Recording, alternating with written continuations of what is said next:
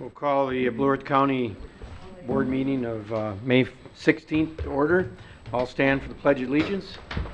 Pledge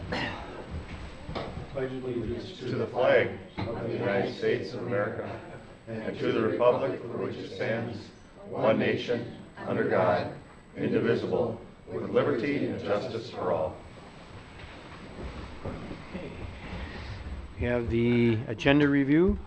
Mr. Chair, there are no changes to the agenda today. I'll move the agenda. Second. Any discussion? All those in favor say aye. Aye. Opposed? Carries. Oh, well, today is a special day for the folks in the room and for us. This is the 2017 Citizens Academy graduation here in Blue Earth County. And if you may know, the program started this will be the 9th graduating class. And it looks like most are here. And of course you had 7 weeks of participation with the various departments and programs in the county, and I hope it gave you all hands-on learning experience with what takes place in the county and all the services the county provides. And of course, on behalf of the Board of Commissioners, I commend all participants for taking the initiative to participate and apply for the program, showing up every Tuesday evening to learn about our county government. And we're really extremely proud of you and the group and for what you've gone through. At this time, everyone here that will receive a certificate of completion for participating in the Blue Earth County Citizens Academy. And this certificate, of course, certifies that each of us successfully completed the program, and congratulations on your commitment to our program. So Kaltrina will read off the names and we'll present you with the certificate and give a commemorative Blue Earth County coin by the Vice Chair and a group picture afterwards. And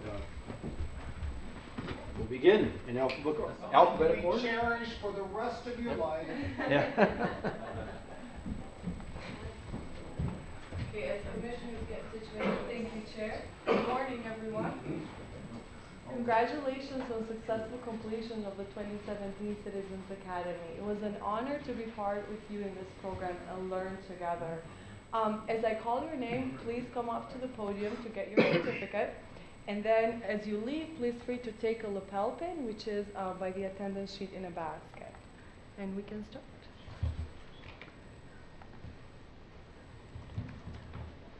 Okay.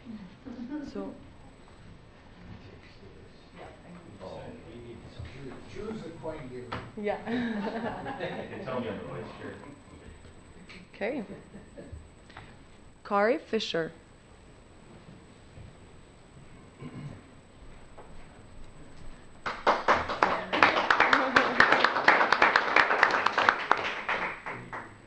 Can you go that way? Yeah. The shake. I'm just taking over there shaking their hand. Is that okay? You go ahead to shake. Yeah, shake Yeah, hands. yeah. Christina Flogger. Yeah. Matthew Flogger. Not here. Pat Francis.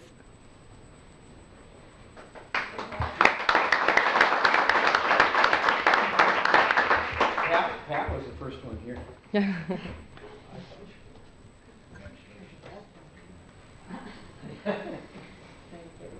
You can go around. Congratulations.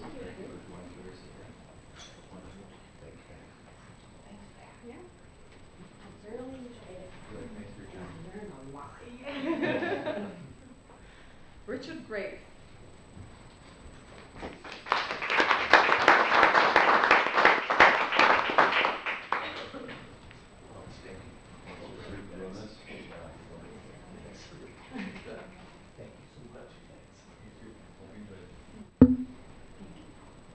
Marlene Hack.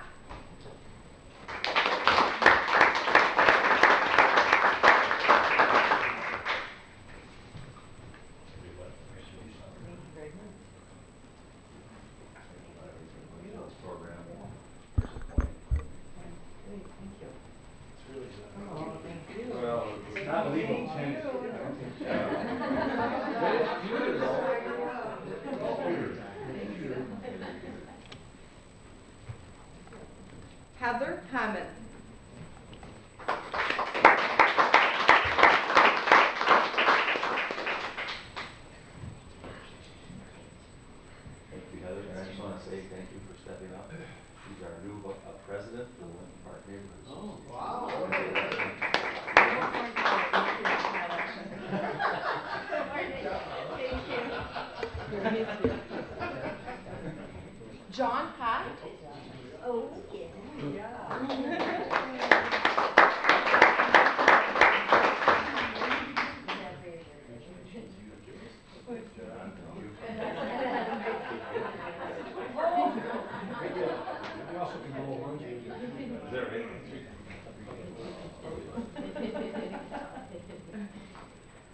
Hineker.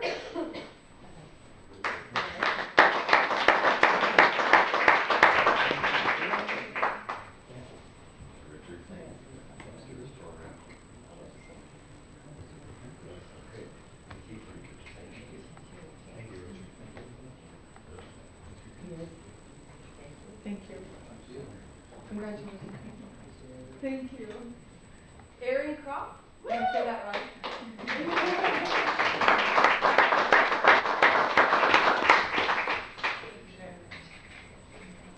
Thank you, Aaron. And say hello to your mother. Okay. Good to see you too again. Thank you very But much. Thank you. feedback you got meeting. Absolutely. Thank you. Congratulations. Yep, no. Wesley Otto.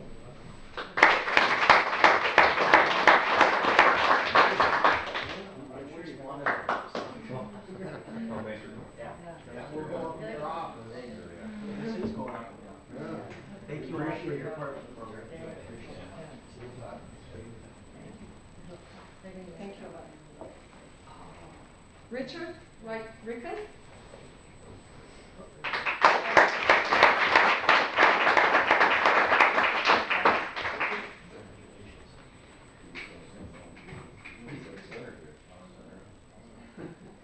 Thank you. Here you go. Thank you. It's just like the guy handed him over. Yeah. Thank you. There you go. Yeah. Gloria Rickus.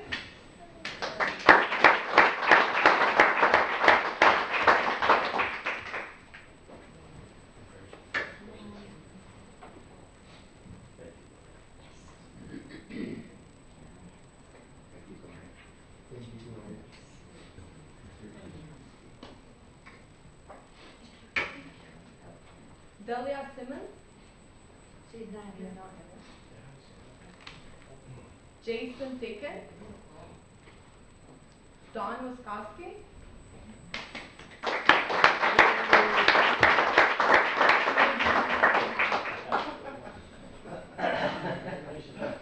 You made it. Yeah, huh? We're tough to go. Thank you very much, sir. You bet.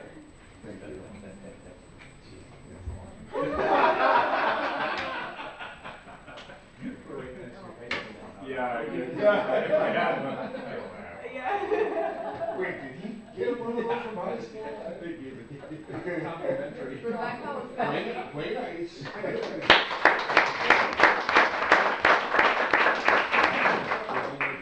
She did it with flying colors. She should get 2 points for putting up with Don. Yeah, you should get another one here.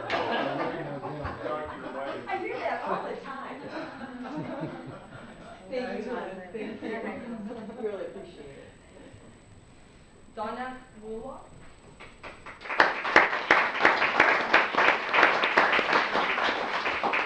Very much. Thank you. Thank you for everything you do, Commissioner. I had no idea. This program. Thank you. Thank you for being so wonderful. Thank you. And then Carissa Zacher. Yeah, that's just so nice.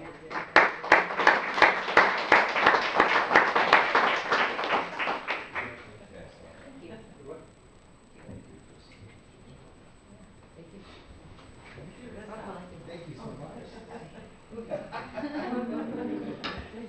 Give them all one big round of applause. Yeah.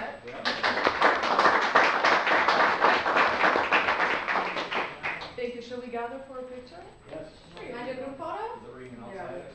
Is it raining? No, it's not raining. We can do it. Well, we got kind of a, we can try it out there. So tell me, Okay. as after you went through this, what was it that you learned that you didn't know Thank you. before?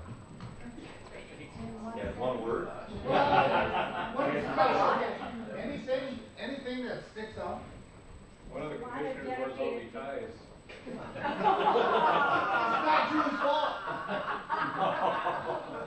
That's pretty nondescript here. I think it's. You knew who Don was talking about. Yeah, I always know who does, yeah. I think we can go outside and take a picture if you'd like. So, just go down one flight of stairs, or you can take the elevator down the second floor, or first floor. And then we can take a picture right outside, right out back here. You don't want to do that.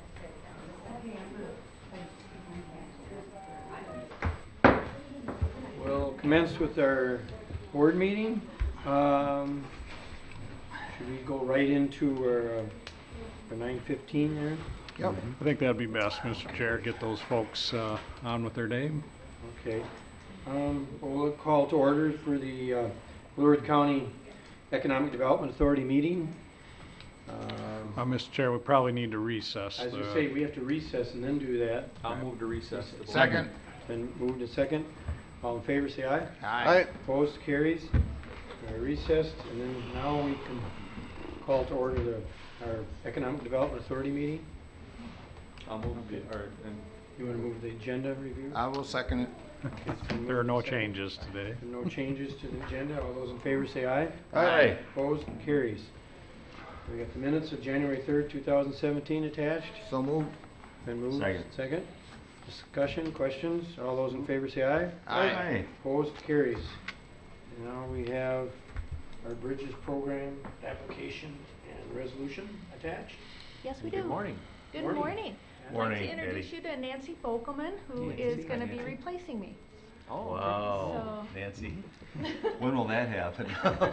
It's happening now. So It is? I'm retiring June 2nd. Oh, my goodness. So for you. I'm showing Nancy where the paper clips are and that kind of thing. Wow. Well, All the you've done, important stuff. you've done an amazing job for Blue Earth County Yeah, and the thank city you. of Mankato, so Thank thank you. you Yeah. so Yeah, much thank for you for all the everything. work you've done. I know I've worked with you for now for 10 years, being a county commissioner and a city councilman, and you've done such an amazing job, so thank you so much for your work. It's my pleasure. And Nancy comes to us from the city of Owatonna, where she runs their voucher program. She's run a multi-county bridges program. Very, very skilled, used to do public housing.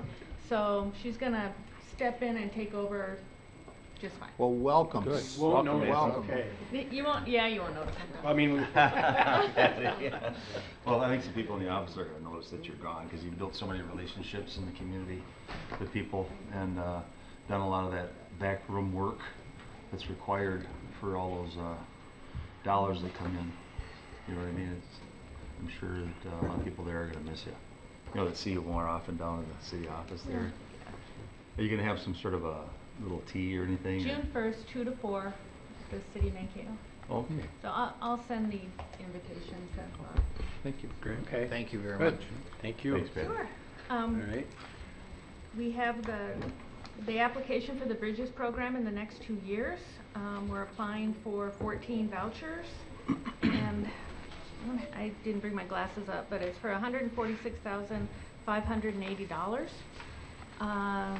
Minnesota Housing requires that the resolution be approved from the board to process the application and accept the money, so.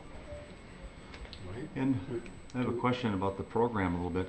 I read about it, so I mean, it's to help people who are pretty much more persistently homeless or have mental illness, or I mean, They what's need to the- be seriously and persistently mentally ill, Okay, and they have to be eligible for a housing choice voucher. So it provides a subsidy to people who would normally possibly be on the streets. Gets them off the streets while they're waiting for their voucher. Then, when they come up on the waiting list, they are transitioned into a housing choice voucher, which opens up another slot on the Bridges program. okay, So we do have a waiting list for Bridges. yeah. People get on the waiting list by referral from their mental health social worker. Okay. And is this a larger program than what we've had before? A little bit larger? Last 2 years ago, we went from 9 vouchers to 14. So it just depends on the state funding. It's a state-funded program, so Is it 14 this time then, or? it's 14. It is, okay. Yeah. Okay. I wish it was bigger. Well, the Bridges folks, because they have a disability and usually a history of homelessness, they're harder to house. Mhm. So in our tight housing market right now, it's harder for them to find landlords that are willing to take them on versus somebody that's got a stellar rental history. Yeah, yeah. So we don't want the money to go unused. Okay. And they do transition to Section 8 and opens the slot up to help the next person. So Oh, in okay. a 2 to 3 year period of time, they would switch over. So. Okay. Thank you. Okay. Any other? Okay. No, I'll move the resolution. Was that Okay, you want to move the I'll resolution? move the resolution. Second. And second, any further discussion on the resolution? All those in favor say aye. Aye. Opposed, carries. I have a few updates if you want to hear Updates, them. we would like those. Okay, well, I've introduced you to Nancy. Also, Nicole Allman has been hired to replace Roxanne Johnson, who is also retiring on June 2nd. And she's going to have a get-together at Ornez Plaza from 2 to 4 on June 2nd, which is Friday. So you're all welcome to come to that. She's going to have lots of cake. Nicole comes to us from the South Central Minnesota Housing, the South Central HRA over in Nicollet County. And she has run their home ownership programs, their family self-sufficiency programs, Section 8 programs in the past. So really good at rent calc, and Roxanne is training her in right now on property management issues. So you will be meeting Nicole sometime in the future here. We are looking at partnering with the Southwest Minnesota Housing Partnership for our Homestretch program. So we've taught Homestretch at the City of Mankato every month since like 2001. Ruth Johnson, who is our Homestretch educator, has been teaching that program every month, 8 hours in the evenings for all that time. She needs a break. The Housing Partnership is hiring a HUD certified housing counselor that speaks Spanish that's going to be officed here in the City of Mankato. So they're going to be teaching the classes in Mankato. So in the past, when we've looked at partnering with them, they weren't teaching in Mankato. They wanted all the people in Mankato to drive up to St. Peter. Now they've agreed to actually teach the classes in Mankato, which we liked. We wanted it to be a service that is offered here in Mankato. So that's a change that's coming up. Common Bond Communities is going to start construction on Dublin Crossing, which is a 50-unit building. We'll have 10 project-based vouchers from our office, 7 long-term homeless units in the building. They will be providing their own services to the 7 units. So that is going to close in June. Construction's going to start in July. City staff's also working with Weiss Development out of Rochester on a proposed 60-unit building that will be just north of Rosa Park School called Rosa Place. They're going to be applying for tax credits this June round, so the construction, if they get awarded, the construction would start in 2018. So I think that's most of what's been going on down at the City of Mankato. Can I ask you about Yeah, go ahead. the 60-unit building? Just curious what kind of, that's going to be a regular affordable housing type building? Or It'll be a tax credit building much like Sibley Parkway. Okay. So people that, they will rent to people whose incomes are at or below 60% of the median area income. What is that now? Up to 60% of the median. Well, I can tell you that Blue Earth County's family of 4 median income, I believe, is 74,000 and something. We have a chart that has 1 through 8 people with all these different, I can't remember them all, because I'm old. But Well, isn't it true that Blue Earth County's got one of the lowest incomes across the state of Minnesota? I mean, well, we have a per lot family. of college students here, And so absolutely, it draws and our that's what incomes that's down. what do it. But when they're talking medium income, do you get a fair amount because of the 26,000 students we have in the Mankato, North Mankato area? Do we get a fair amount of what that really should be, or do they include the college students in on that? They just go by Blue Earth County's median income. So, Yeah. so Which is going to take in the probably 17,000 students we have right here in Mankato. Yep. But Okay. I haven't seen that people are excluded a whole lot from the tax credit programs because of their income. Are you thinking that I don't their know. wages are too high I to be have eligible? no idea. I'm just trying to get information. Yeah. I don't know who would be excluded All I from know is being able to sometimes live it's in those really buildings. skewed because of the college students. I mean, and I'm not complaining about that, don't get me wrong, but income in the Mankato area, shows that we have a lot of people below income. Well, when you have that many thousand students in the area, that it's gonna make that big difference. Yeah. It helps in our CDBG formula on how much money we get. Yeah. I mean, it has its pros and cons. I'm sure it is. Yeah. I'm sure it is. I remember GMG, remember a couple of years ago, they came out with their numbers. What they did is, because we were listed as like 18%, you know, poverty in this region. And then when they figured in the students and tried to remove them, I mean, they tried to use their own formula to get that done. I think we came up at 12 or 13%, somewhere in there. So it did remove, you know, some of them. And I would think when they're doing planning, a lot of people look at that. I would think they know that. St. Cloud, you know. I would imagine it's good for the workload, but, you know. Okay.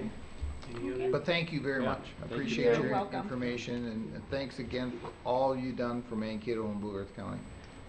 My pleasure. Enjoy your retirement. Thanks, Yeah, Patty. thanks Thank Patty you. much. I hope we can And make it welcome, to your- Nancy. Yeah, welcome Thanks Nancy. for coming. Yes, we welcome you in.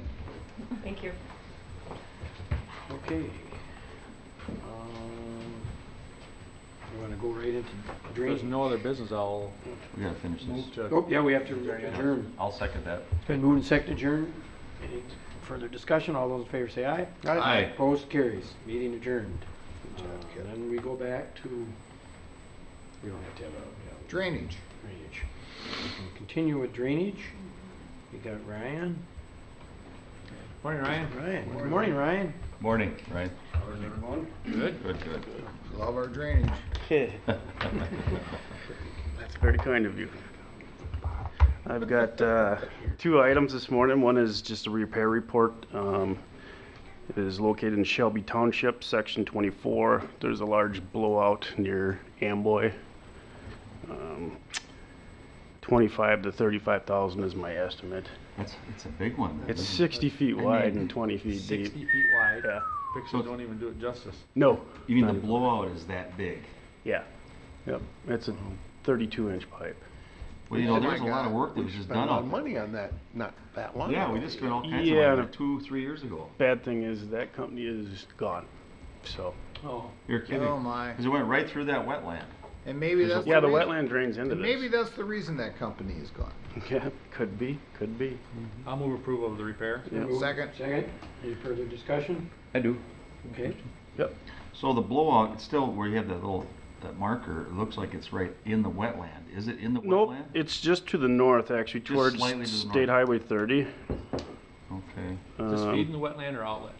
What's that? Is this feeding the wetland or the outlet? The outlet for it, and it's also the storm water outlet for all of Amboy. Oh, it is, okay. Yeah. Yeah. Oh my And God. So something really went amiss with this thing is what I'm thinking, because they put drainage all through there. Correct. This I was think it was just 3 years ago. 13. 13?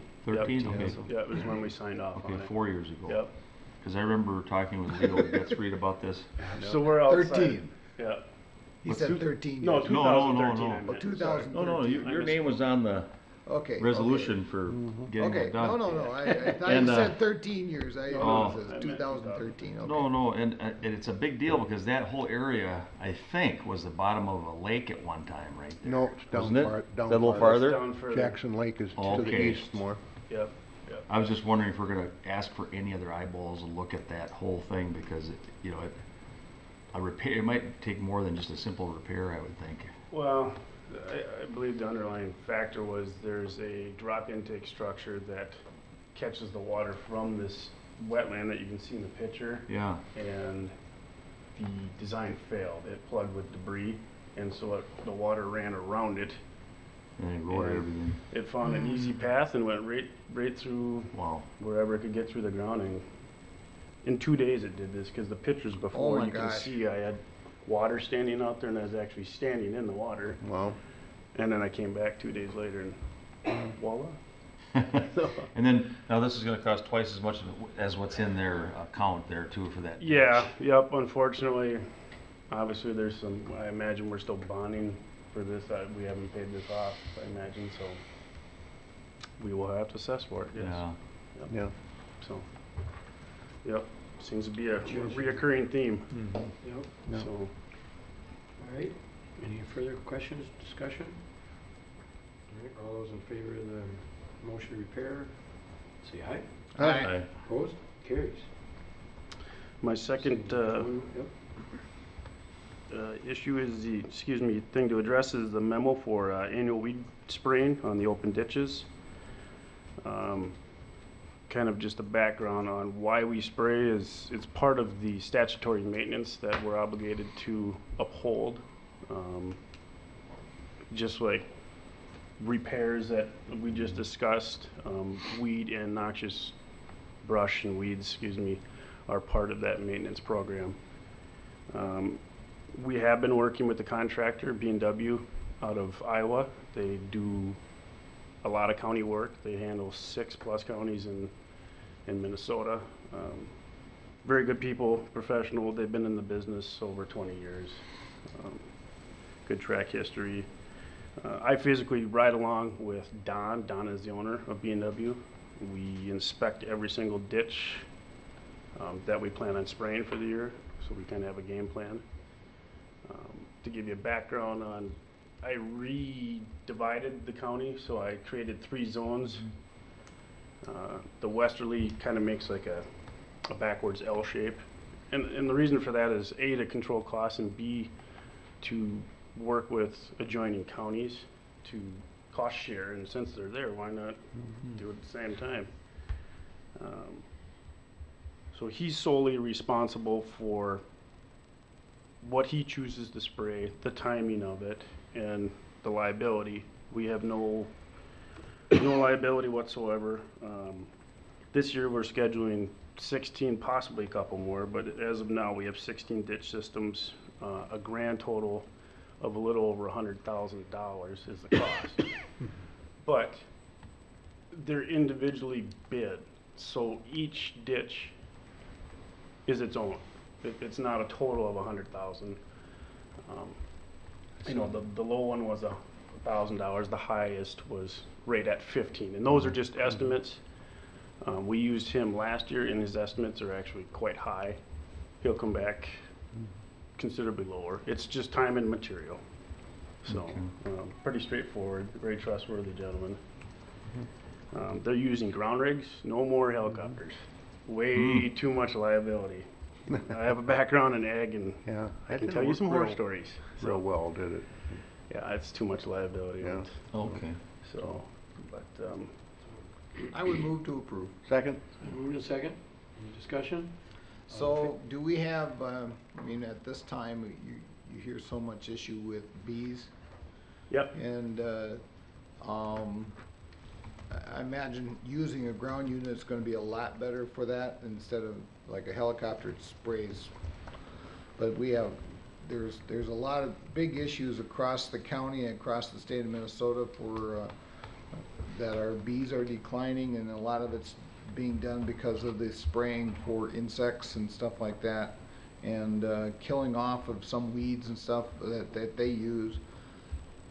Is there any consideration with that or not? Well, I'm not sure how, I know how I want to answer that because of my past career history with that. Right. There was no conclusive evidence that, you know, that at first that bee issue was blamed on the neonicotinoids, which Okay. is the coating or the insecticide they put on the seed treatments. Right. That was never really proven. There was actually, it was some sort of disease that was going through the bees. Okay. And but there's other programs going in to put back these what do they call them? It's like butterfly flower. Sure. It's not CRP stuff. It's not normal grasses. They're putting in a lot more wildflower areas. So what we're doing, I'm not doing an insecticide. This is only herbicide only. Okay. You do the rod then too that goes Yeah, over yep, the top? so yes, whatever is included in our ditch right of way, I guess I should say, to that buffer strip, yes, that will be included in the spraying.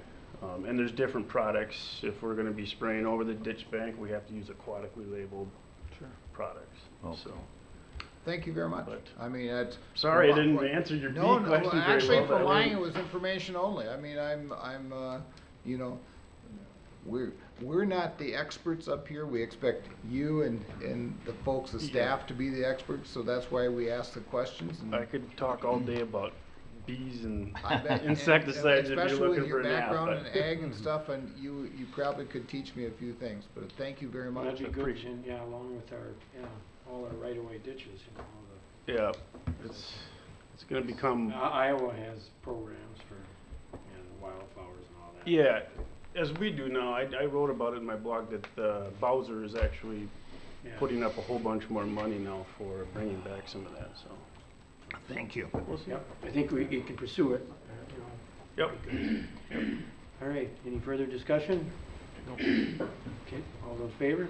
Aye. Opposed? Carries. Thank you. Have a good day. Thank you. Have a Thanks, great Ryan. day. Thanks, Ryan. Okay, so we could go to George.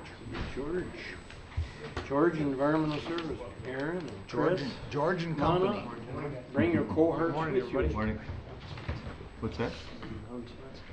No, I looked before the meeting, I didn't see anything. The group of three. Don't say Three Musketeers though. No, I didn't say that. There's actually 4 of them, right? Yeah. 4 minus 1. Okay, George, go ahead, thank you. Thank you, Mr. Chairman. PC 06-17 is a request from Peter and Ann Langworthy for review and approval of a conditional use permit application to operate a dog kennel. The proposed kennel will accommodate 7 to 12 adult dogs and on occasion offer litters of puppies for sale. The property is zoned agricultural and is located in part of the northwest quarter of the southeast quarter of Section 10 Sterling Township.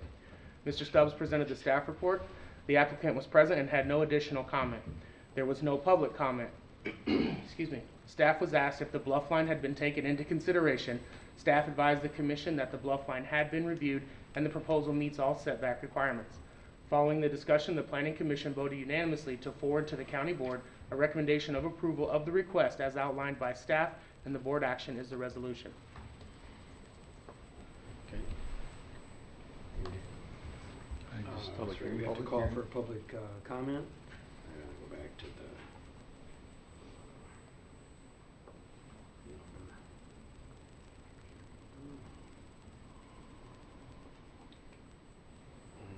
let's see here. Where's the number? 0617. Yeah, 0678. Yeah, call for public comment on 0678. No, 0617, yeah. Yep. 0617. Any comments from the audience for 0617?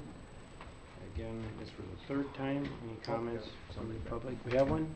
Question of clarification, will all those 7 to 8 adult dogs belong to the person appealing for the conditional use permit, or are they? Mr. Chair, could you ask her to step up to Yeah, the podium? would and you give her- step up to the, and we'll get your name and address, and that'd be great. Thank you. Heather Hammond, 534 Byron Street, Mankato. Are the 7 to 8 adult dogs referenced in the application, do those all belong to the person asking for the conditional use permit, or is this an in and out boarding facility? Mr. Chairman, members of the board, this is the conditional use permit is to operate a kennel which would board or breed dogs that may or may not belong to the applicant. Okay. That answers your question? I suppose what I'm wondering is whether, and I don't know the individual, so I mean no negative comment at all, but I share, with many people, I share a concern that we not have puppy mills operating in our community. And so my concern is that, has somebody looked into it to make sure that that's not what we're doing here? Aaron?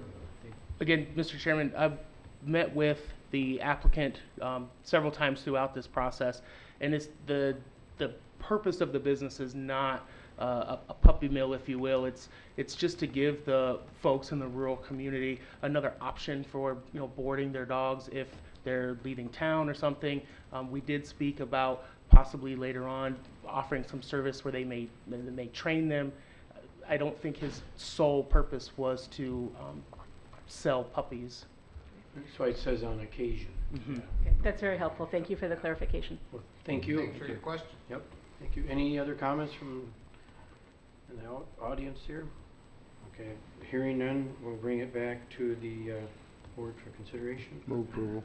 Second. Moved and second. Questions? Drew? Yeah, I've got a few questions. After reading through the report, I'm just curious, you know, it seemed a little bit vague really what was gonna happen with all the manure. If he did have, let's just say he kept a full house, he just says, oh, I've got a pile out there, I put it on or whatever. What does that mean? I was just wondering what that means. I don't know what that means. So, Commissioner Campbell, he said he has the applicant has a compost pile.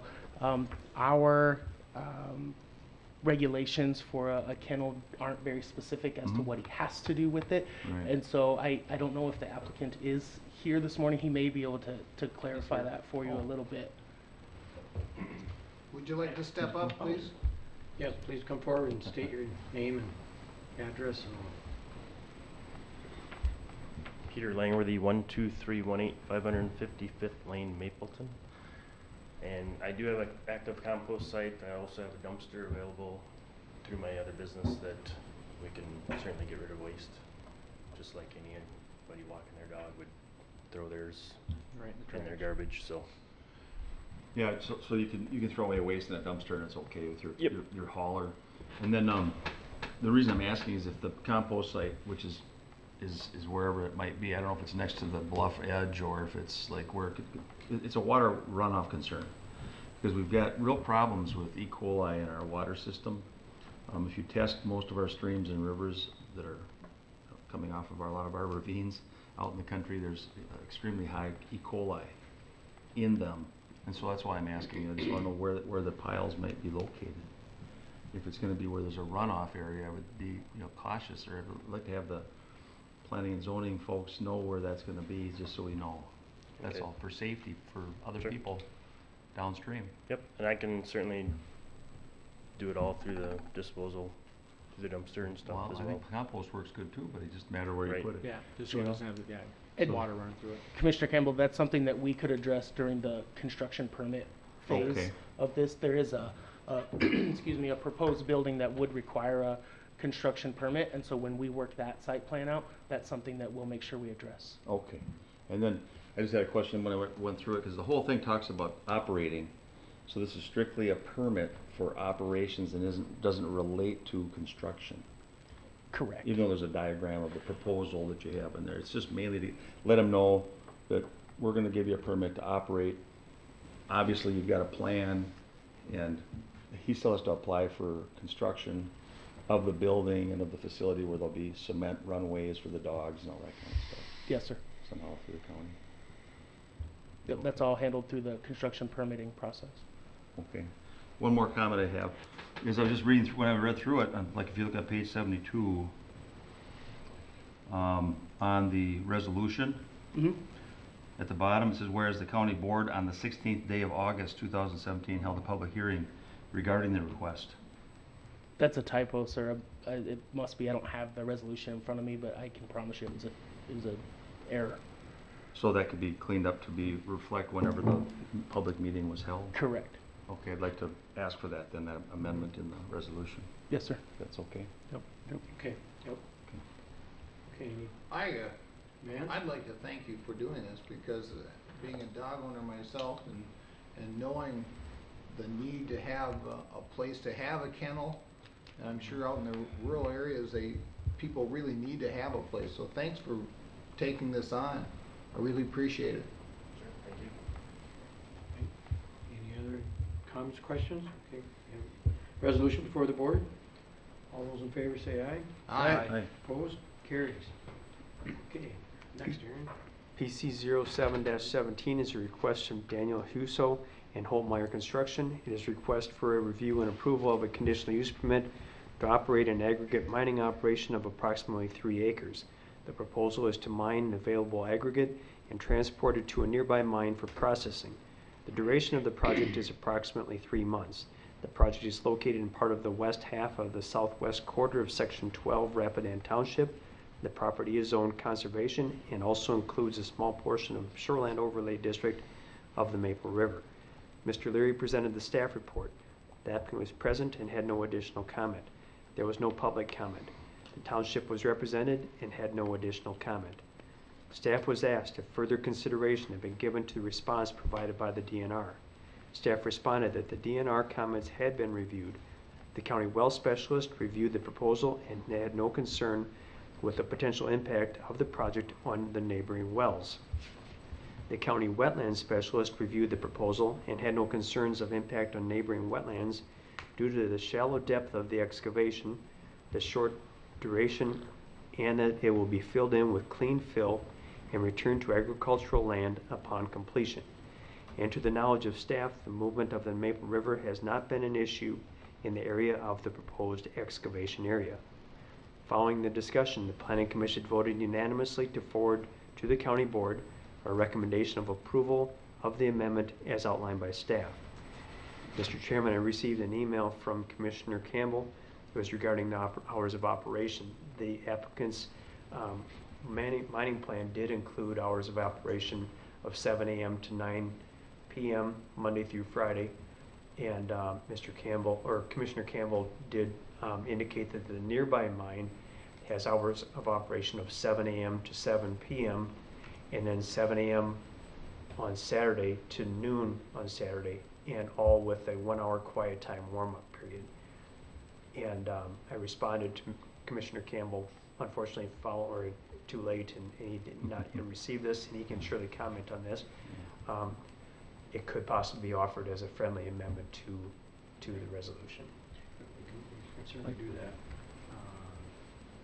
We need to get public comment first, and then we can... Sure. I think that's how that... We have PC 07-17 in front of us. Anybody in the audience wish to make a comment? Again, we have PC 07-17, and now it's time for comment. And for the third time, PC 07-17, or any comment from anybody out in the public there. Okay, hearing none, we'll bring it back to the board. And I would like to move with the hours of operation being the same as the nearby. You want to move amendment to the... Well, there wouldn't be an amendment because I'm making the motion. Okay, well, okay, yeah, then you're just doing it to the... Okay. Second. It's been moved and seconded, motion to change. All those in favor, say, or... Is this a separate motion, or is this yeah, the this full? is just for the... It's a straight motion with, I'm just changing the hours, but I'm making the motion, so I don't have to make an amendment because I'm the one making the motion. Well, for the whole acceptance of the whole thing. For the whole thing, but with the change being of the same hours, 7 to 7, and on Saturdays being, what is it, 7 to noon, and then the 1 hour warm-up, same thing. That sounds good then. Mr. Chair, I might just point out, on page 96, there is the resolution with item number 8 listing the hours of operation. I believe the motion is to change that from 7 a.m. to 7 p.m. Yeah. Okay. Just for clarity. Everybody understand the That helps. motion? Thanks, Bob. Correct. Then I just have a comment. Yeah. That I saw the way they're going to be doing their plan, and I thought that was pretty good, because they're actually going, as they mine, they're sort of like inching along and replacing the dirt and adding fill or whatever they need to replace what they're taking out. It sounded like a good plan. So it doesn't sit like a big open pit or whatever for a long time. Like sometimes some of these gravel pits sit for a long time before they decide to reclaim it. So they're actually doing the reclaiming as they go along, and after 3 months, pretty much, or 4 months, it'll be wrapped up, from what I understand. Right, some of that will be dependent upon available Weather. topsoil to go into there, overburden to go into that, the pit that is being mined out, but it is going to be just a 3-month project, and it should be done before fall comes. Right. In the report, it says they're gonna save the topsoil for using as reclamation. Correct, but there's some unusable material from the neighboring pit where this mining aggregate is gonna be processed, that we brought onto this site to fill that back in. Correct. And I did see that the area hydrologist had some concerns. The reason I'm making that comment is he had concerns about that wetland that's really close in the Maple River, the outside edge of the Maple River, which can compromise the soil in the area. There's probably some loose soils in the area because there's gravel and sand and mud. But their plan of reclamation as they're going, I think, will help mitigate further erosion problems or water problems. Sure. So that's why I'm making a comment about that, because he, you know, I was concerned. He had a letter. He said he'd like to make sure they're careful where they place it because of the the outside edge of that Maple River on the other side of the road is very close, not too Correct. far away. Yep. So, All right. thank you. Any other further comments or any additions? All right. All those, you understand the resolution in front of us? All those in favor signify by saying aye. Aye. Opposed? Carries. Anything else? Thank you very much. We have the feedlot Yes. work. That's what I say, read the feedlot. Not done just yet. That's what I'm saying, I was waiting for that part. Thank you, Thanks, Mr. Chris. Chairman. As many of you remember, Blue Earth County is required to compile an annual report for the Minnesota Pollution Control Agency for the feedlot program.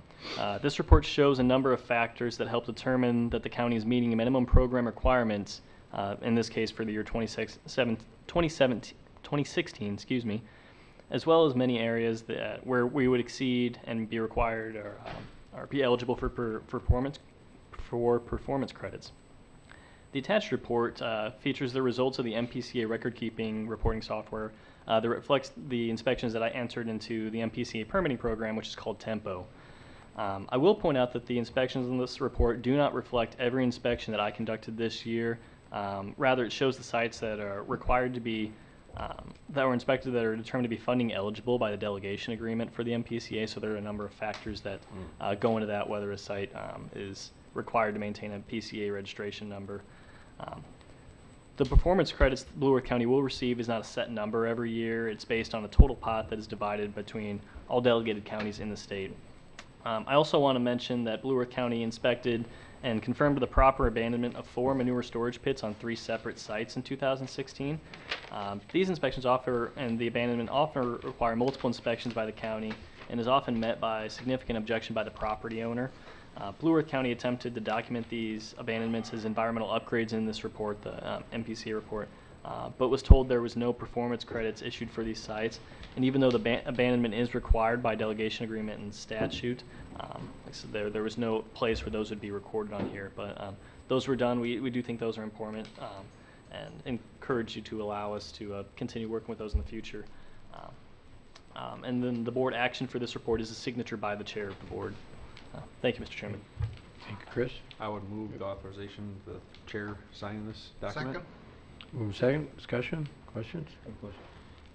When I look at the report, I know I've seen one periodically since I've been on the board, but I don't know what it means. Can you tell me, like at the very bottom there, it says total performance credits is 62.13, and how that relates to our ability then to get the funding that we need for helping with the inspections?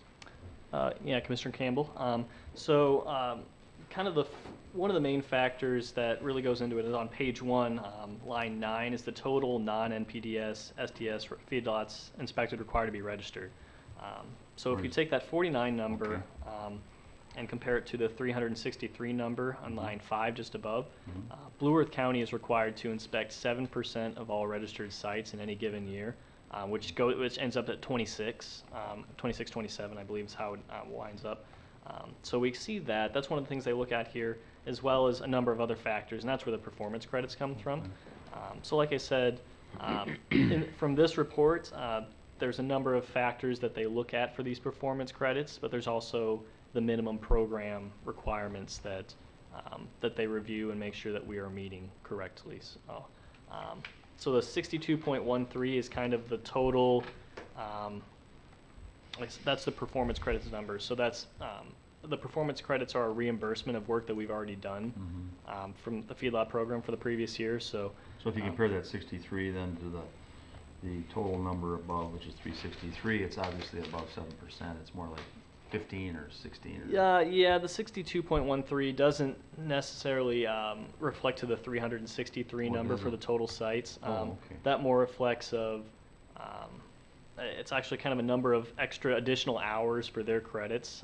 It's obviously not a total number of hours, but for instance, I believe it's 1 additional performance credit for each additional feedlot inspection we did throughout the year, which is to say 1 additional hour of work than we were required to do for each site. So that there's a calculation there. I believe performance credits for construction inspections as well. Environmental upgrades, training hours, correct. Okay, and we get some remuneration from the state for that then? Correct, yes. Okay. That helps clarify it a little bit too. It's somewhat complicated. I'm still trying to figure out each report I've done. So. All right. Thank you very much. Any other questions? All those in favor say aye. Aye. Opposed? Carries. And we just have your land division ordinance fee schedule, right, George? Thank you, Mr. Chairman.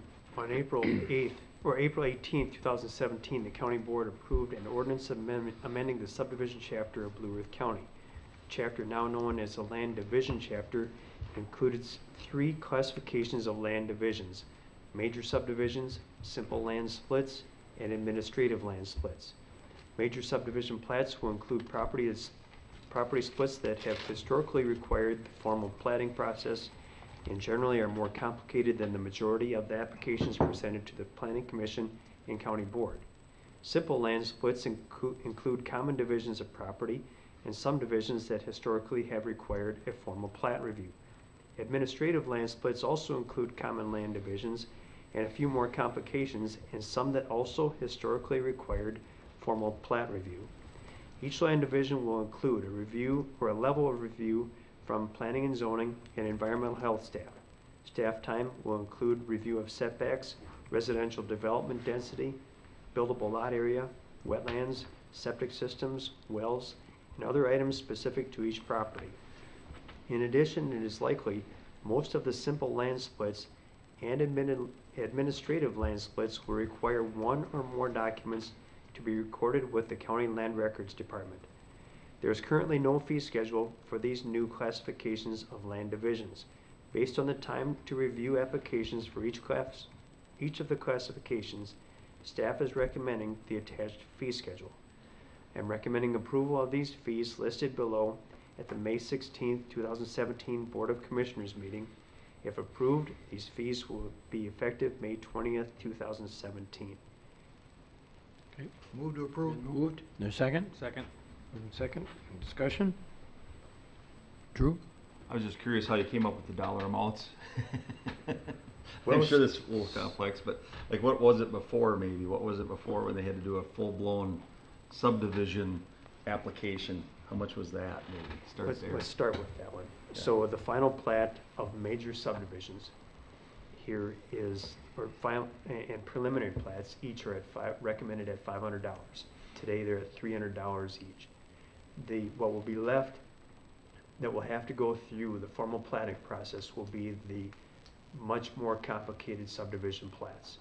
And the one that you may recall of somewhat recent history was the Lethen plat on the south shores of Madison Lake. I took Very hundreds of hours time-consuming there. project there. And it'll be those types of subdivision plats or land divisions that will still come forward in a formal platting process and presented ultimately to the county board for approval. And so we're recommending that those each go from $300 to $500 for the preliminary and the final plat each. So a total of $1,000 versus the former $600. And the simple land splits, again, some of these are currently requiring formal platting reviews. And due to the recording fee of the 1 or 2 documents, probably 1 document that will be associated with this, the recording fee is $46. And with staff time for review, we're recommending $150 for that one. Administrative land splits, the criteria for the submittal is similar, almost identical to the surveying requirements of a preliminary plat, and which has a $300 application review fee. And with the recording document there, Commissioner, we're requesting that fee be put at $375. Again, the simple land split and the administrative land splits will not be formally presented to the Planning Commission and the County Board. It will all be done by staff. Right. Well, it sounds reasonable to me. So George, what this basically does is pay for staff time. If that. That's the intent, yeah. And some of it these probably doesn't it probably doesn't cover it it all. probably still doesn't cover anything. I mean, obviously it's a huge percentage raise, but we're talking about business deals that could be multi-million dollars if we, that are doing this. to ask for these major subdivisions. So $500 is really a small amount when you consider what kind of, what they're doing to the property or what could be doing. I would agree, yes. And I bet you in some cases it takes longer, and some are just very simple and straightforward. Correct. So you're trying to balance that whole thing. It's hard to do it. And in the big picture is what we're doing is trying to save the taxpayer dollars for the rest of the county, because it's county staff time that's doing all this. Correct. Thank you. All right, any further discussion, questions? All those in favor of the fee increase, say aye. Aye. Opposed, carries. Thank you, gentlemen. Thank you. Thanks, Dave. All of you. All of you. Have a great day. We'll Okay. take 5. How about 5 minutes? 5? All All right. right, let's resume. And I guess, Lisa is not here, so Bob Meyer is going to do the, talk about the 2016 year-end audit adjustment.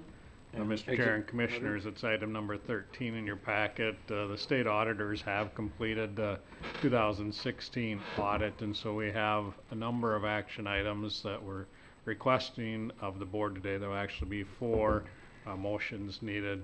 I'll run through them quick, and then maybe the board would be willing to entertain each one individually. The first would be the approval of the operating transfers for 2016. Those are found on page 127 of your packet. Second is to approve the revenue budget adjustments. And then the third item will be approving of the expenditure budget adjustments for 2016. And then lastly, we have a management representation letter that is attached in your packet, and we'd recommend authorizing the board chair and myself to sign that agreement. Okay. Okay, I will move the operating transfer for 2016. It's been moved and seconded for the operating transfers. Any discussion regarding that? All those in favor say aye. Aye. Aye. Opposed? Carries. I'll move the revenue budget adjustments for 2016. All right. Second. Moves, been second. Any discussions? All those in favor say aye. Aye. Aye. Opposed? Carries. All right, and we have, I would move the expenditure budget adjustments for 2016. been moved. Is there a second? Second. Second.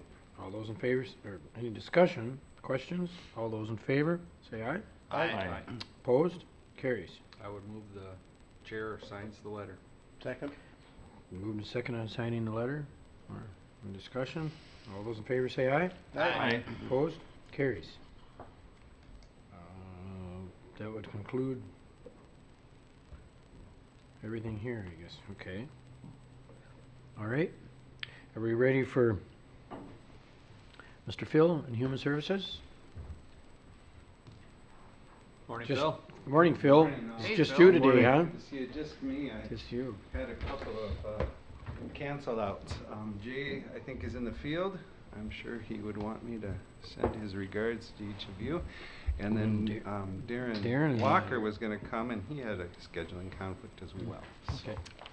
Well, there are citizens working hard. That's so- right. So I am flying solo. Mr. Chair, Commissioners, I have 3 action items to bring before you today. The first section of those has 2 items under supportive housing, and the first item under supportive housing is Minnesota Valley Action Council. This is agreement for Blue Earth County to authorize MVAC as the grantee and administrator of funds provided through Minnesota Housing Finance Agency for the Family Homeless Prevention Assistance Program. And there's no monetary value related to this agreement, but it does allow us to authorize and have it's a requirement to authorize the submission of the official request for grant funds. The amount for the grant funds for a biennium is $597,850. The term of this agreement is July 1st, 2017 through June 30th, 2019. I'll move that contract. We're going to do them each separately. Do we do it separately? Or We we usually do- together. We usually do them all together. Yeah. If that's all right.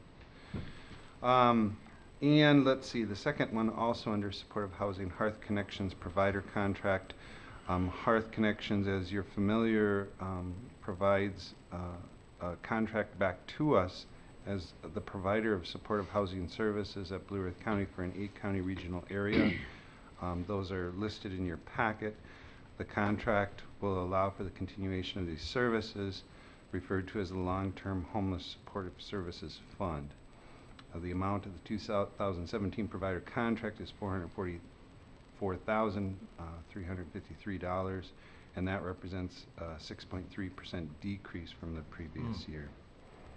We do hope that some of our revenues will offset some of our expenses, and there was a lengthy delay because the term of this contract is January 1st through the end of this year, December 31st of 17, and we have been negotiating just to try to cover our costs because it's a regional program. We have to make sure we zero out our budget, and we've had a shortfall in this area for a number of years in a row. So we do have a solution for that, but it came with some wringing of hands. So we're there. And then finally, administrative. We did also have a delay on this one, January 1st of 17 through December 31st of 17 for our Yellow Line project from the Department of Human Services. We really are on the hook to research, design, develop, and implement the service model that promotes community-based care for persons with mental illness and chemical health needs to divert qualifying folks from incarceration. The amount of this grant is $500,000, and those are the action items I have for you today. Okay. Wow. I'll make a motion to accept those action items. Second. Drew moves, Vance seconds. Any discussion or questions? All those in favor? You got a question? Yeah. Oh, Okay. this is blocking my fingers, sorry. Mr. Chair? No, so on the Yellow Line project, this is a continuation of the plan and another granting period, or is this? Well, it is this year, so we believe this to be our last year, and so the delay was really in them, to be honest, had legal counsel changes, and so they were admiring the contract for a long period of time here, trying to get down the stipulations of how we need to account for our time and expenses. So there was a lot of detail in that. We just finished that up now mid-year, so we've, basically, if you will, spent through half those funds already. And so then, is this actually gonna, at the end of the year, do you think the program will actually be underway then, as far as? Yeah, so we actually went 24/7 right now as we speak, and we've been piloting more, experimenting with it, but we are now training law enforcement on both sheriff's side and Mankato Police Department with just the expanded menu of options for the officers as they encounter folks with chemical health needs or mental health needs to consider diversion in addition to what they've already been doing in the field. And when they come into the holding area, let's just say the officer still hasn't decided what he's gonna do, there's somebody there to help discuss the issues? Right, so we definitely were pushing for 24/7. Law enforcement really didn't want a piecemeal approach, so we really wanted to honor that until we felt like we could have full coverage. We also want face-to-face. What you just said is that somebody would be there to meet with the person, meet with the officer, and be part of that whole process of negotiation, if you will, about a future plan. If at any point the law enforcement professional feels like they just have to incarcerate, then that's what they'll do. I mean, there'll be no bones about that. And then if there is interest in trying to come up with a treatment plan, that's where our social worker the next day first try to find a stable place to divert, and then come up with a short-term treatment plan that might include going to treatment or stabilizing housing or getting some mental health care, whatever that might be. Good. What I'm understanding with the Yellow Line project is basically this is another tool for law enforcement to use. It's really up to the police officer, deputy, to make the decision. And they're not being forced to go one way or the other, but it's another tool to be used. And I'm really excited to hear that we're going into the training for the officers. I think that needs to be done right away because they're the ones on the line. They're the ones out in the homes doing the work, and they understand the background, so it's great to see that we have this tool, and that hopefully they can use to really get the these issues taken care of. Absolutely. One caveat, Commissioner, Mr. Chair, is just that certainly through the County Attorney's Office, Pat has helped us organize just certain charges that aren't even in scope. You know, so there's a list of ones that would not qualify just by criteria, what those might be. And so I think that's going to be part of the training. Commander DeRose on the Mankato Police Department side, and then Captain Barta will be training both sides of that. And then Captain Barta has made sure to reach out to the smaller jurisdictions, State Patrol, just so that we cover all of the different law enforcement entities. And so everybody's hopefully going to be on the same page. I think it will be a trial and error, and I think it's absolutely what you said, Commissioner, about an expansion of options and choices of discretion about in those certain categories where they might be diverted. What would the law enforcement professional want to do with this individual? I think it's great that the county's taking the lead in pushing this through. I think it's really positive for the community and positive for Blue Earth County that we're taking the lead. I think this is one project that is going to be looked at positively throughout the state of Minnesota, saying, how did you do that?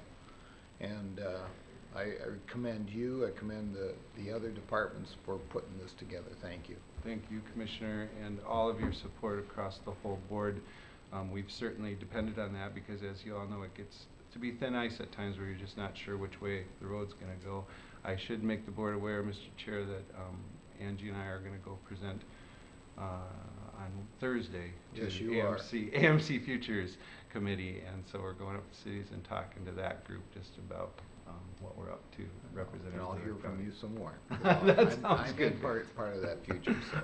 Awesome. I didn't even know that. That's awesome. So you're going to be Glad there, to see you. Vance, too? I'm going to be there to critique them. That's right. Scorecard. Well, anyway, you'll do a good job. Thank you. Despite that. I'm not concerned. All right. Okay, so then I think we have a motion in front of us. I know. Yeah. I still have it. So all those in favor say aye. Aye. Opposed? Carries. Thank you, You Mr. just have Chair. some information. Yeah, Commissioners, we have a number of data sets to go through, and I'm going to probably just roll through them, and any conversation or discussion or questions I'd be glad to address with the board. First up is adult mental health, and the first 7 slides really look at performance and utilization of some of our programming in the adult mental health, behavioral health unit. The first slide just shows service requests. Most of these are very straightforward, and you see a tick up in volume pretty much year over year for the past 4 years at least. The next slide looks at caseloads, which have actually not grown. 2013 was high water mark and been pretty stable since on either side of that year. The next slide is about civil commitments and combined with stay of commitments. And so if either of those actions happen in concert with the county attorney's office, the courts, we have an end result of here 45 total cases that were either committed or had a stay of commitment. And then working backwards on that data, the next slide looks at how many screenings we had, so what generated those commitments or stays. And you'll see the pie chart representing 73 total screens for 2016, and it shows a breakout between what was screened out, what was stayed, and what went full commitment. And then the final slide for commitments looks at 5-year analysis of those volume issues of just how many screenings we do have come to our department, and you'll see a fairly stable number there over the last 5 years. Shifting gears still within adult mental health, the clubhouse, you see a slide here of hours, volunteer hours, and really the purpose of including this slide for your attention is just that we're very dependent on a co-ownership model, as you're all aware of, with the clubhouse. And so Sundays and holidays, the members of the club volunteer their time to keep the club open, and you'll see those hours represented in this graphic. And then finally, the daily attendance. So this is the daily attendance on a monthly cross-cut, and you'll see very stable, anywhere from 11 to 14 people on a given day. And actually in the summertime, you'll see the numbers go up slightly. So that's the adult mental health data. Any questions or comments on that data set? Any comments, questions from the board? Okay. Thank you. Hearing none, the second section, Mental Health Center Program Summary. This is a one-page document. First, starting with admissions by month. I think the graphics are pretty straightforward, but the notes here show 539 new patients, including both psychiatry and therapy, admitted to the mental health center in 2016, which was an increase of 179 compared to the previous year. We also hired a therapist, which reflects that increase. And there was a lot of work done. Sarah Emick certainly worked with the team to standardize our programming, especially in therapy, to really set standards of how many people are seen per day per therapist. And we've seen a good result with some of that effort. The second piece of that, scheduled appointments, you'll see the history of the hub and therapy and the total lines. You do see this number, 10,623 appointments were scheduled in 2016, which is an increase of 1,800 from the previous year. So it's a lot of people receiving service through our mental health clinic. And as you're all aware, you know, we serve a population that generally is hard to serve. And this last graphic, we're very proud of actually. The community mental health average is around 25% no-show rate, and we're at 19%. We're proud of that just because we also feel like our population is one that does have problems with transportation, their overall functioning, if it's primary health or mental health.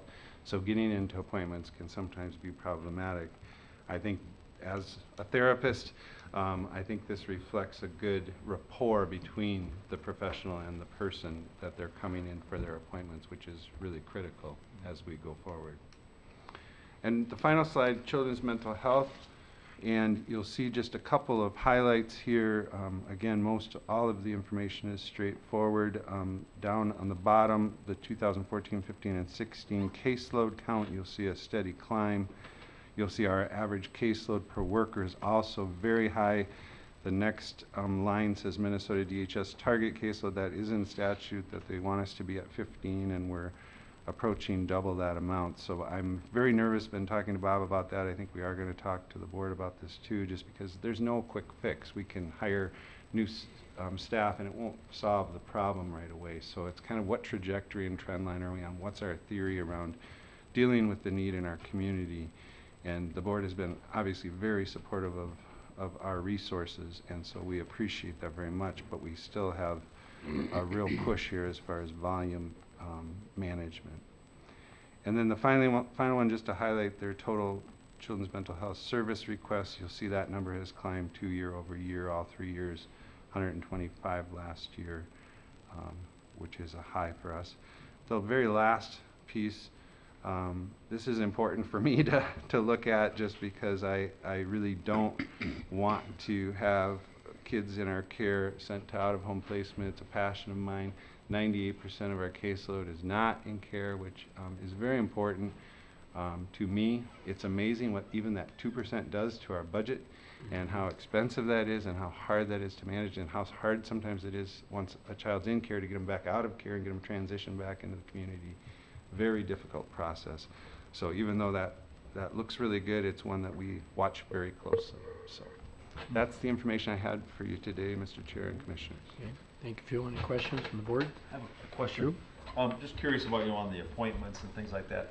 Do you think any of it, maybe a small percentage of it, I don't know, I'm just asking, has to do with sometimes transportation issues? I think it's a great question, Commissioner. I do think transportation is a huge difficulty, and one of our reasons for really pushing the ITV option for those individuals that really have a hard time being transported, they might have special needs that require more advanced transport. That can be very difficult, time intensive, labor intensive for the individual as well as the provider. So ITV might be a possible solution to help keep our no-show rate down. We do also practice, you know, call aheads and try to use different modalities, texting or phone or whatever they prefer. We ask the individual, how would you like to be reminded of your appointment? And so we've been experimenting with that, trying to make sure that they haven't just forgotten about that. I think that's another variable.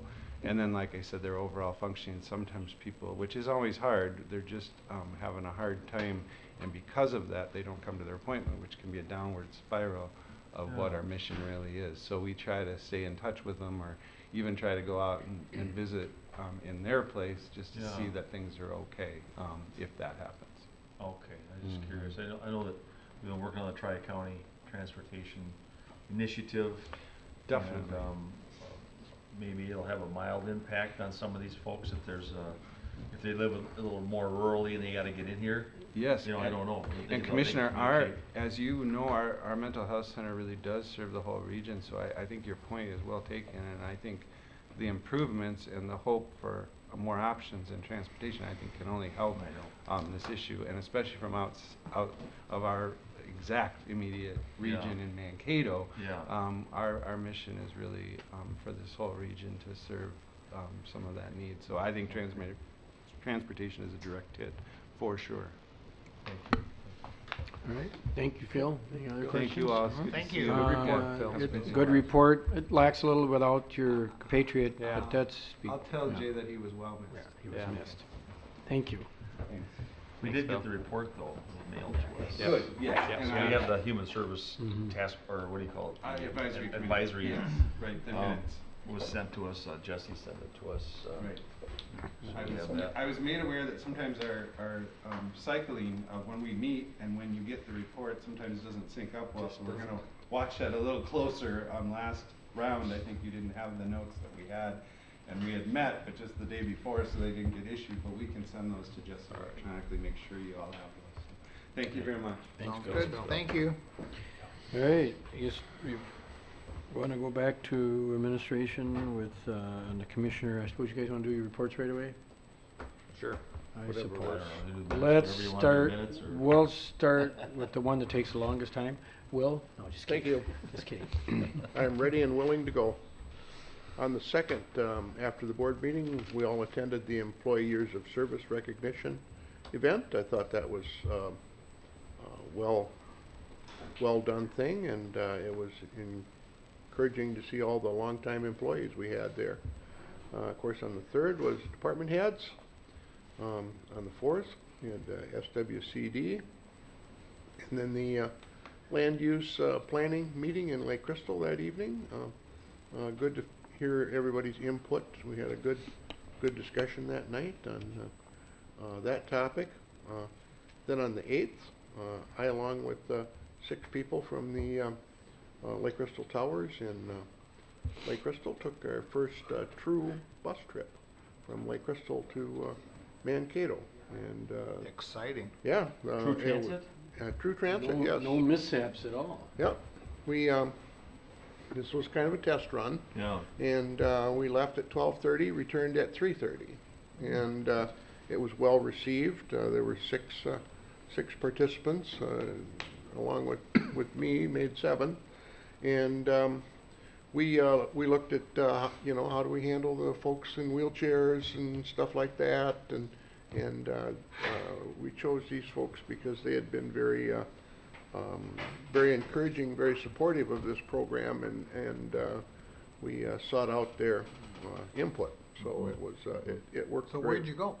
We stopped at Walmart. There you go. We asked everyone, where would be a good central spot, and they said, well, let's just stop at Walmart. That gave them access to several businesses there. And you bet. So they bring bags of stuff back too? Oh yeah, yeah. Oh wow. I thought Walmart was on the ban list though for not stopping. Wasn't that one of the ones we had on the list for not stopping yet, or not? Oh. No. I'm just But no, it was like I said, and from that trip, the folks have offered some opinions on what we can do different, what we can do better, that type of thing. So it worked out very well. Then that evening, or after that, I went to the detox meeting in New Ulm, just kind of business as usual there. Then on the 9th, along with, I think almost everybody else, was the Lakes Planning Seminar. That was very, very interesting. And then on the 11th, we had mayors and clerks. So we talked about, one of the things we talked about there was the, Holly Holland was there, our daycare licenser, and she talked about our issues with daycare, and it worked well with our continuing planning for a loan program through the Small Cities Loan Program for daycare centers in the smaller communities and rural areas. So, and that's my report. Okay, thanks, Will. Kip. All right. After our last report, Will already mentioned the employee recognition, which I thought went very well. Yeah. Be interesting to get some feedback from that, but I think it's just a little effort on our behalf to tell the employees how much we appreciate all their hard work. Then we had department head, just went through what we got going on with all the department heads. Planning and zoning, we already seen that, so this is kind of a moot point for making that part of my report. Then I had a call in for my state emergency communication board, just talking about the legislative issues we have coming up, a couple things. It was a relatively short meeting, didn't have a whole lot to add. Then I made it to the Habitat for Humanity fundraiser they had for the, met with Drew and Vance were both there and had a nice Home Sweet Home. Yeah, I have not been to that fundraiser yet in all my years of going to fundraisers, and it was a neat event. It was well organized, and I would imagine they did okay, but it was fun. A lot of stuff going on there. Met with Pat last week, and then after we met for a few minutes, I went to drug court and watched the whole process. Went and met Mark. Actually, Mark and I both went to the initial beginning meeting, and then Mark had to go to another appointment, so then I went and sat in on the... I got part of it. Oh, the drug court, yeah. And then I got in on the whole drug court part with Judge Johnson and how that operates, and seeing the people go through that system. I've been there more than once, but it's always nice to get a refresher and see how it works. And then, was already mentioned, the Lake Area Zoning meeting, which I thought was well attended. A lot of good discussion on water quality and the lake issues around lakes. A lot of stuff to get done. You know, we just got to figure out how to get it done. I don't think anybody there that night was pointing fingers at anybody else. They're all just figuring how we're going to get this lake quality up a little bit. So, good meeting. I thought Julie did a good job putting it together. Good presenters. Mark and yeah, good presenters too. And Mark and I were at MICA, which I don't know how we can have an hour and 45-minute meeting and talk about nothing getting done at the state capitol anyways. So we talked about a lot of things that weren't getting done. I think Mark accidentally dialed me that day. You guys are driving back. Oh yeah. But yeah, I needed your assistance. Yeah, it was just one of those. You know, we just talked about stuff that just isn't getting done. But you know, Keith does a great job keeping us up to date and what's going on and where we are with stuff. And then I didn't get to mayors and clerks because I was at the kickoff meeting for the land use in my district in Eagle Lake, so I figured I better be at that meeting. And that meeting went well. We had probably 20 people there, had a great discussion, but it actually gravitated around water quality again. And why wouldn't it? It's the lakes area. But we spent a lot of time actually talking about the water plan and not the zoning plan or the land use plan.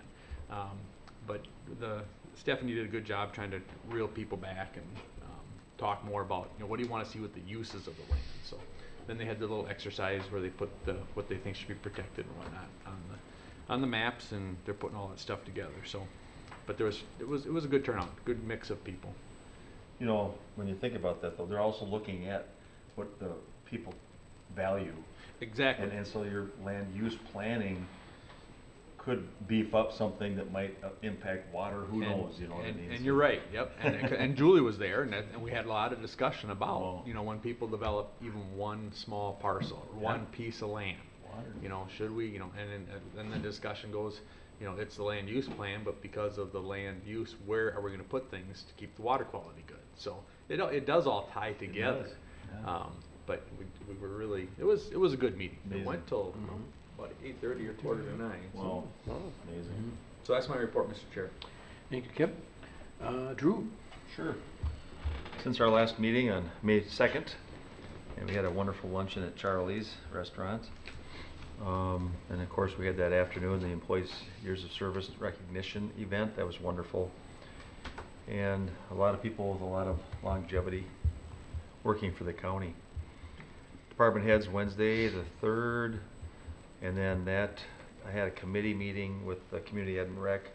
We're working on the Spirit of Youth Committee, which on the 24th, I believe it is, we're having that celebration, recognizing people who help boost up our youth in the community. It could be young people, teachers, could be, a coach, could be an organization. And so if anybody would like to come to that, they're welcome in the early evening of 24th of May. Then Thursday, MnDOT's South Central TZD workshop I attended over in New Ulm. I know several of you here on the board have been to those because of your background. That's our local one for our region here. And of course, Annette Larson does a good job at helping, along with others, to organize that. Greg Oos opened it up, and he's a wonderful engineer that has taken a real value of TZD. And Captain Jeremy Geiger, State Patrol, does a wonderful job too. And of course, we've got other people. Mark Griffith, who works with our EMS, and he talked about the critical incident stress that occurs in officers and how that stress can really have a health impact on their lives and ultimately on our community. So he talked about those debriefings and things like that that are helpful. I just want to mention one more thing about the TZD workshop. It's an annual workshop, and they happen in different regions throughout the state. And of course, then there's a final every year, a state one that's statewide. And I would encourage all commissioners, if they've never been to one, from every county, to at least try to get to one sometime. This time too, they try to get a testimony impact statement there. They had a family about Joe Tukulski, and he drove the bus for many, many years, and he was wearing one of those bright yellowish jackets that he got from the bus company for the school, driving, and he went across the street and he was standing off the road right on the very edge of the outside edge of the shoulder, and somebody was texting and hit him without touching the brakes. Oh no. And so his life ended abruptly just over a year ago, and his granddaughter, who was 17, talked about him and the impact, and his son was there too. Very good. And then so anyway, Thursday I also went to the Habitat for Humanity Home Tweet Home after that day, and saw a couple of our I like seeing that, Home Tweet Home, okay. Yeah, Home Tweet Home. So I think that's like the 4th or 5th one I've been to, whenever they started those Home Tweet Homes. I still have quite a few birdhouses I haven't put up yet. And then Monday, May 8th, I just want to mention, I did go to the Optimist Club, Minnesota Valley Optimist Club, and it's a small starting out club, and I've been going to that regularly, and we're trying to make some impact in our community, helping the youth, and we try to support the Reach and other places. And then of course that Tuesday, the 9th, the Lake Zone Planning Seminar with Julie Conrad, who helped with that, was put on by Lake Crystal, Madison Lake, and Blue Earth County. And so I think it was good to be there and see all the people concerned about our shoreland. Mainly seemed like it focused on shorelands of the lakes, more so than the rivers this time. Sometimes Yeah. So it was really talking about the impact of shoreland. And then Thursday, the 11th, I went to the clubhouse open house, and that is their 3rd year there. So this is the 3rd open house they've had over at the Vine Community Center building, and I think they think it's working out pretty well over there. Good. I think they average about 12 people a day that use that facility. good. So it's nice for them. And if there's no staff, they run it. Yeah. So they do the in-service training and sign people up or whatever they need to do, or do a referral to one of the staff. And then and Mike Hildebrandt's been working with that for how many years, Bob? 20? More than 20. Yeah, more than 20 years. So he's Blue Earth County staff. Then Thursday, also mayors and clerks. I thought that he does a good presentation. John Considine III, Yep. GMG, right? And he talked about our economic development marketplace in our region, And we met out there at Madison Lake, and then also that person you had mentioned, Holly Holland, who works with Blue Earth County, and about daycares and licensing and what we need, what we can do in our communities to help develop more daycares for our workforce and for families. Friday the 12th, Region 9 Renewable Energy Task Force had a public forum and talked a lot about what it was about. It was housing. You know, the affordable housing units and things like that, and how they look at the energy audit in those structures when they're planning to build them, and even after they built them, to try to save energy. And it's a good use of the public dollar too, because if you don't do that, there's a lot of energy in those. And one of the challenges is, what if somebody has their, you know, thermostat or air conditioner on 24 hours a day, all as high as they can get it? In a sense, the public is paying for that. So they talked about some of those issues. SHAC, this State Community Health Services Advisory call-in we had on that Friday at noon. And then I want to mention that last night Lincoln Park had their annual meeting, and I attend there. And we happened to have Heather Hammond, who was here with our graduation of the Citizens Academy, and she was confirmed as our president for our neighborhood to kind of act as our president. Chris Leineman, our vice president, he's been very active for years in our association. And you know, that neighborhood has got, I think it's 800 addresses. Oh, wow. Yeah, and it's a small area. The houses are pretty tight, you know what I mean? But I've always made jokes about it, that we probably collect more property taxes per square foot there than most neighborhoods anywhere in the city. So anyway, thank you very much. That's my report, Mr. Chair. Thanks, Drew. Vance? All right. Well, go back to 2 weeks ago to the board meeting. After the board meeting, I wasn't able to have lunch with you as we had interviews at the Children's Museum of Southern Minnesota for a new director. Then we had our employees' years of service recognition. Interesting to note is the employees that were being recognized, the few that were there had over 500 years of service for Blue Earth County combined. And that's something. So, and that was just a portion of our employees that we have. Department head meeting on May 3rd. On May 4th, I attended the National Day of Prayer, which started at Hosanna and then went to the Justice Center. And then that evening attended the Home Sweet Home along with Kip and Drew. On May 5th, All Seasons Arena board meeting, and we also had a Blue Earth County Library board that day. On May 8th, I had my Minnesota Transportation Alliance board meeting up in St. Paul. On May 9th, we had our Children's Museum board where we formally voted in Deb Newman as our new executive director for the Children's Museum. On May 10th, I had a corrections advisory board where we had a talk on the Yellow Line project, and we just talked about that today, and I think it's real gem that Blue Earth County is doing. On May 11th, I had a Go Red for Women luncheon, and that's for heart disease. Over 360 people attended, and they raised over $41,000 for, it was at Country Inn and Suites. Oh, yes. And to help fight heart disease. So that was an amazing event, and it was a good event.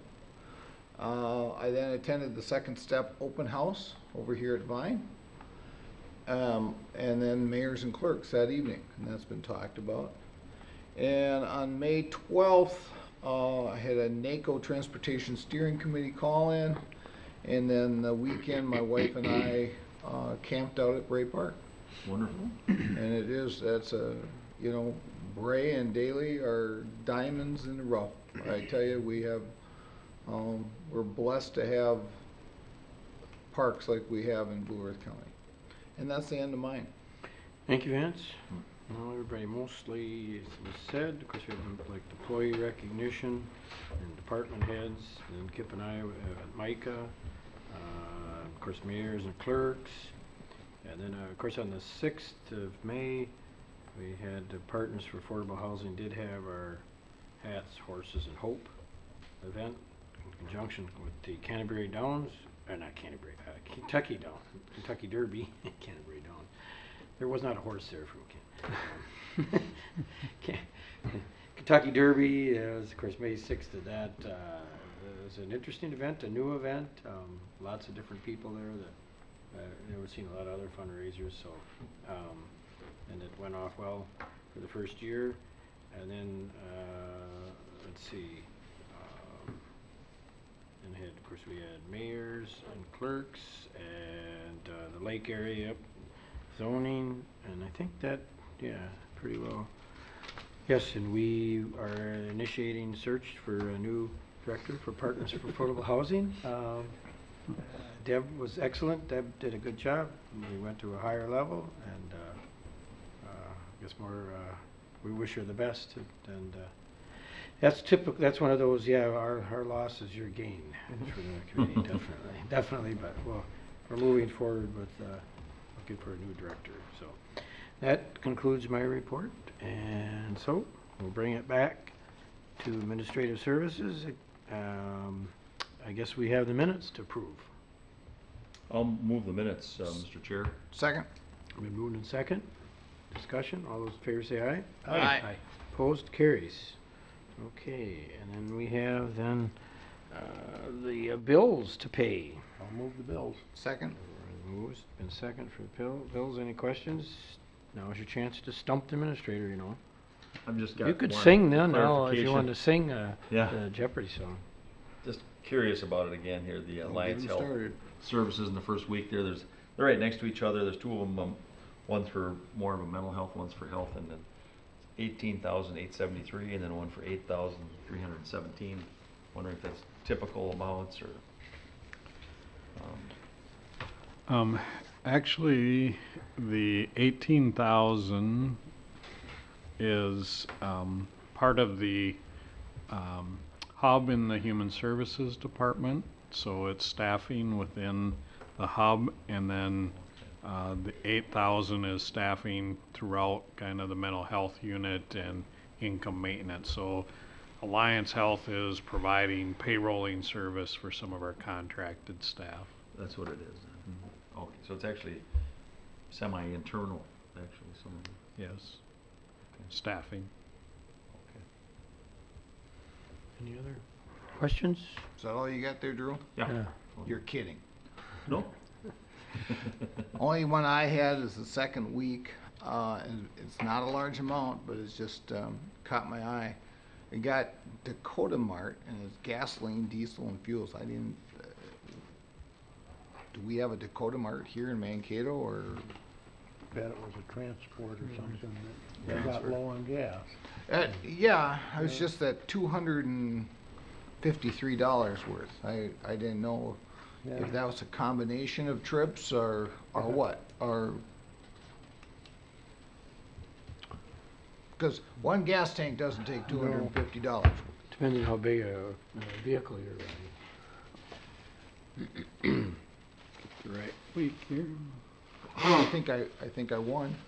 Maybe it was a gravel truck that got. No, he's got. It's in the highway department. Yeah. It is gas.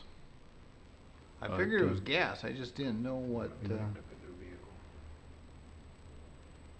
But I imagine if it's a large truck, if it's in the highway department, then $253 would And we make have sense. some, we have gas, diesel, but yeah, you Sure, could easily sure, get, sure. you easily get Okay. that. I could look into it more if you want more You know, information. it's not but, like, it's just seemed strange to have Dakota Mart in one of our bills, but. Okay. Any other questions, Bob, on the bills? All right. We got a motion? All those in favor say aye. Aye. Opposed? Carries. And now we have, I'm gonna do an informational, oh no, we do have, let's see, human resources. You know, Mr. Chair and Commissioners, item number 4 in your packet is the HR agenda, and we do have one action item for you today. That is authorization for the county board chair and the county administrator to sign an agreement with the AFSCME Assistant County Attorney Bargaining Group. This is an agreement for a 3-year period covering 2016, 17, and 18.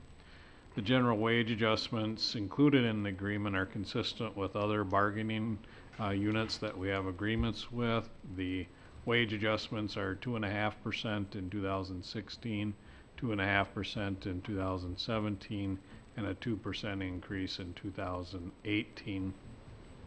There are some additional language provisions that were incorporated into this contract. They really are taking language items that exist in other union contracts and bringing them into this agreement.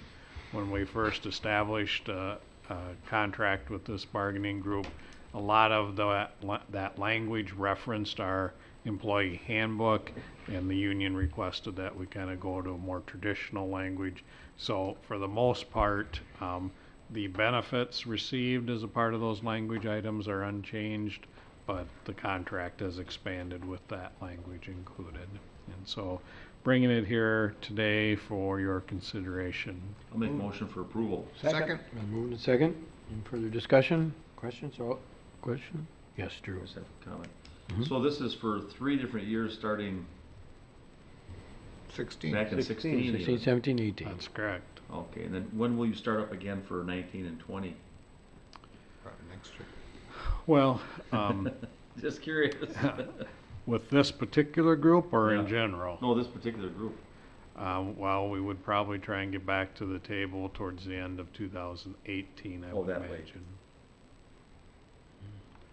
We sort of wait for the unions to approach us in terms of when they'd like to get started, but Okay. we do have some unions that their agreements expire at the end of this year, so we'll be starting up with them later this summer. Or I know you've been working on this one a long time. I just thought maybe you'd have to start right up again here in a few months or something. Well, I didn't think know. that's why it was Takes a lot of important. time, doesn't it? It was important in this particular contract negotiations to try and get a 3-year. I think because of some of the dynamics that have existed, a little time to just let the contract be, I think will be helpful for both sides. Okay, yeah. All right. Good. Any other? Okay. All those in favor signify by saying aye. Aye. Opposed? Carries. Now we have informational. We have a number of informational items where we have filled a patrol officer position as well as a custody officer position. We also have an employee that has completed their probationary period in the Human Services Financial Assistance area and so is eligible for a salary adjustment. Same with the probation officer, actually a 12-month probation period there. And let's see, we did receive a resignation of a senior account clerk in the Human Services Department, and so we've initiated recruitment to refill that. And then we also received a resignation of a library clerk out at the Lake Crystal library location and have initiated recruitment to refill that position. All right. So, that's good. Let's see, we Then have- next up, Mr. Chair and Commissioners, item number 5 in your packet is a memo dealing with the County Board of Appeal and Equalization. Mr. Mike Johnson and Ms. Kathy Tilgis, terms on the County Board of Appeal and Equalization expire this year. Both have expressed interest in being reappointed, and so we're recommending that each of those individuals are reappointed for a 3-year term. Move to approve. Second. Second. Is that their second term? Or, I believe it's more than that, they've isn't been it? on there a lot more than that. on the board for quite Okay. I was thinking it was a little longer, yeah. All right. Got a motion in front of us. Any other questions? All those in favor say aye. Aye. Opposed? Carries. Mr. Chair and Commissioners, item number 6 in your packet then is the financial status report for April 30th of this year. We are a third of the way through our fiscal year, and so when you look at our total revenues, again, we kind of lag behind in the first half of the year as we're waiting for the tax collections that came in mostly yesterday. So we'll see a different report at the end of this month, but revenues are at 16.4% of our target, and obviously with being a third of the way through the year, we're behind a little bit in that regard. In terms of the expenditures, you'll see the total expenditures are just a hair over 23%. Again, a lot of that kind of shortfall, if you will, is related to our summer road construction projects, which are just getting started. And so our contracts and fees line is lagging behind our budget because of the crunch of construction season falling in the summer months. Overall, though, you'll see that at this point in the year, our expenses exceed our revenues by quite a bit, but with those first half tax collections, we'll see that start to moderate. In terms of the enterprise fund, at the bottom of that first page, you'll see that our total revenues for the landfill are just about $950,000 against expenses of $831,000. Even with some of the cell development that's occurring there, we still have revenues that currently exceeding our expenses. The second page has the cash and investment balances. You'll see that our total county funds are sitting at 96 million. Again, this is a time of year where we're actually down a little bit as those first half tax collections have not been received. But overall, we continue to sit in good financial shape here in Blue Earth County. Be happy to answer any questions the board might have. Any questions? So that's 104 million. That's a grand total down there. Right, with the agency funds, those agency funds are obviously not really our funds. We're being held on behalf of another agency, and so that's why I kind of go to the line above that in terms of funds that are within the control of Blue Earth County. All right. Sounds good. Hearing no other questions, comments? I believe What are we doing today? we've reached the end. Okay. We have, Mr. Chair. Boat landing in Madison Lake. Oh my goodness. Move to adjourn. You have a Or motion to recess? Recess, yeah. Recess or Recess. second? Boat landing in Madison Lake? Yep. I'll second that. Okay. All right, all those in favor? Aye. Aye. Motion carries. We are recessed and. Yep.